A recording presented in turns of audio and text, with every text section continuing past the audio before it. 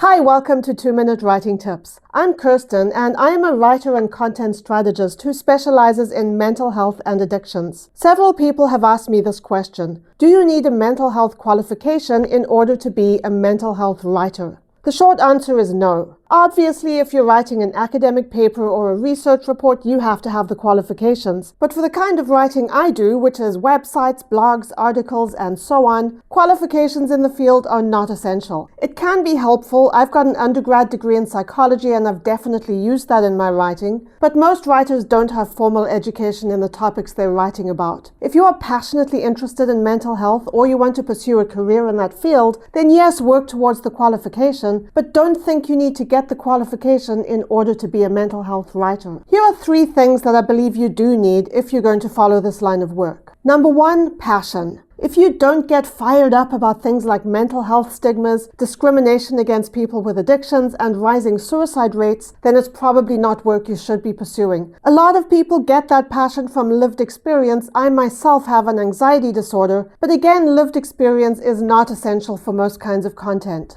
Secondly, you need to have empathy. Mental health is such a delicate topic, and a lot of people you are writing for may place a lot of stock in the words they are reading. So as you write and edit, you have to be able to consider how that piece of content will be received. You need the ability to look at it from the perspective of someone who is struggling with depression or addiction, or who is trying to support a family member with a mental illness. And third, you must have solid research skills. You need to be able to tell which sources of information are good and which are not. Putting inaccuracies or misinformation out there could result in harm, and we have to take that risk very seriously. Being a mental health writer is rewarding. It gives you the opportunity to truly make a difference. You just have to be responsible about it. That's it for today. I'll see you on Wednesday.